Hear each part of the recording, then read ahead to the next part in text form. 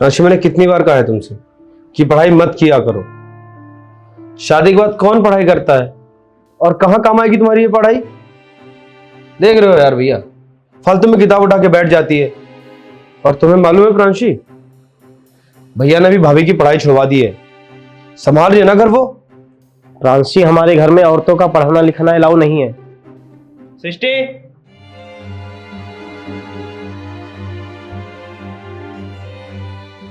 जी आपने बुलाया? जब तुमसे मैंने बोला था कि प्रांशी को घर के कामों में लगाओ, घर के काम सिखाओ, ये क्या कर रही है?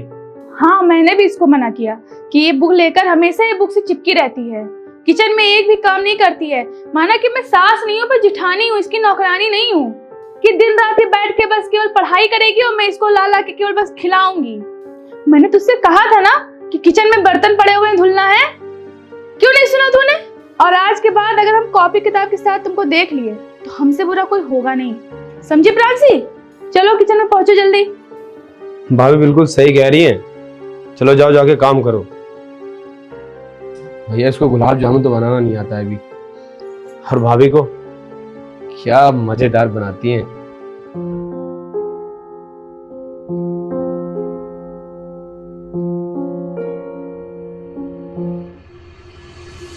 तो भैया घूमने कहाँ चले वैसे?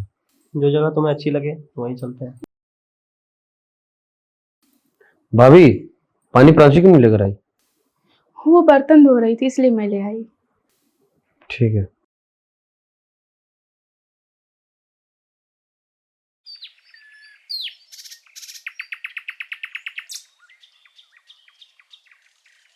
प्रांशी, प्रांशी। हाँ भैया। भाभी प्रांशी कहाँ है? प्रांशी कुछ काम से बाहर गई है। ठीक है भाभी, थोड़ा उस पर ध्यान देना, ठीक है? कहीं फिर से वो पढ़ाई लिखाई में न घुस जाए। अरे नहीं नहीं भैया, मेरी पूरी नजर प्रांशी के ऊपर ही रहती है। वो अब कभी एक किताब भी उठा के नहीं देखेगी।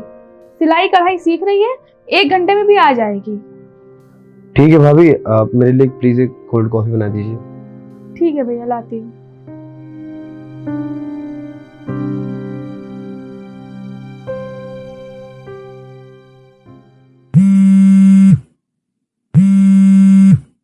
किसका फोन वाइब्रेट कर रहा है? शायद ही प्रांशी का फोन आ रहा है क्या? कोई अननोन नंबर है भैया। देखो कौन है। हेलो। हेलो सर, ये प्रांशी जी का नंबर है? हाँ जी, प्रांशी जी का ही नंबर है। आप कौन? सर आप उनके कौन बोल रहे हैं? मैं उनका हस्बैंड बात कर रहा हूँ। सर कॉन्ग्रेचुलेशन, आपकी वाइफ ने यूपीएससी का एग्जाम क्लियर कर लिया है और वो ऑफिसर बन चुकी हैं। क्या? ये आप क्या बात कर रहे हैं? I mean, ऐसा कुछ नहीं है, मेरी बीवी पढ़ाई नहीं करती है। सर ऐसा कुछ नहीं है, 1-2 दिन में ज्वाइनिंग लेटर आ जाएगा, आप देख लीजिएगा। Thank you sir.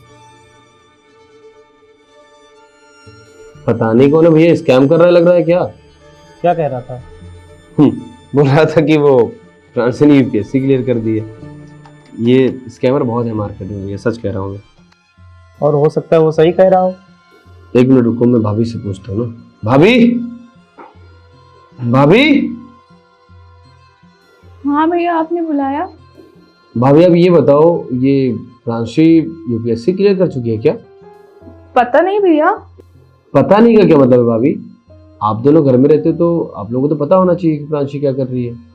खैर कोई बात नहीं, प्रांशी से पूछ लेता हूँ। प्रांशी, प्रांशी। हाँ, क्या हुआ? क्या हुआ? प्रांशी ये बताओ, तुमने यूपीएससी क्लियर कर ली है क्या?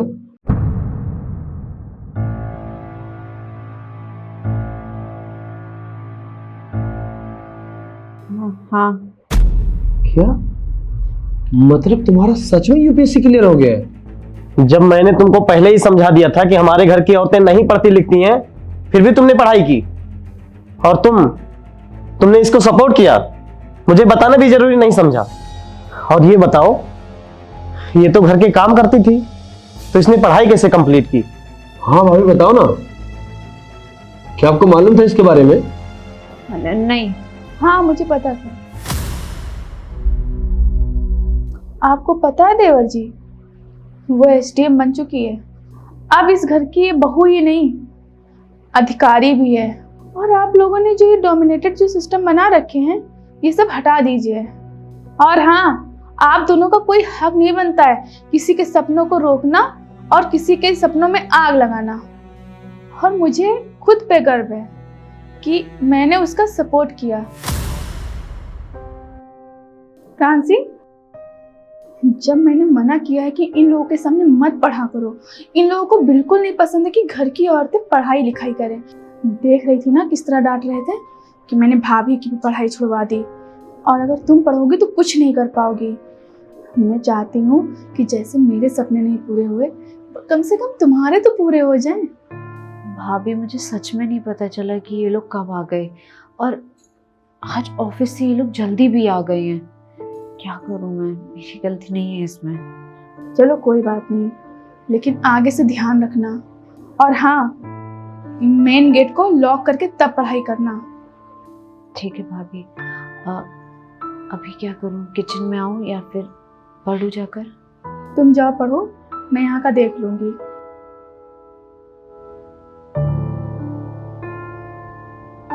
भाभी मैं जा रही हूँ, मुझे कम से कम 1 घंटा लग जाएगा आने में। तो अगर कोई प्रॉब्लम हो आप मुझे फ़ोन करके बुला लेना। अगर कोई प्रॉब्लम होगी तो मैं फ़ोन कर दूंगी, और वैसे भी कोई प्रॉब्लम होगी नहीं, मैं हूँ ना, मैं यहाँ संभाल लूंगी सब कुछ। और तू टेंशन ना ले, तू जा पढ़ाई कर अच्छे से।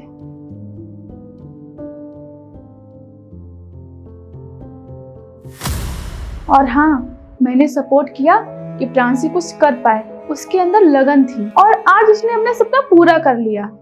और मुझे आज उसकी मेहनत पर और उसकी लगन पर गर्व है।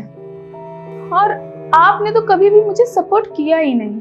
अगर आप भी मुझे सपोर्ट किए होते ना, तो मेरे पास भी कोई बिजनेस होता, मैं भी कोई जॉब कर रही होती।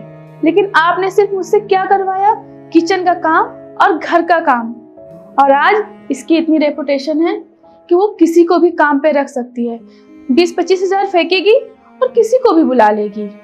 बस मुझे इनसे ही शिकायत है कि इन्होंने मेरा साथ नहीं दिया।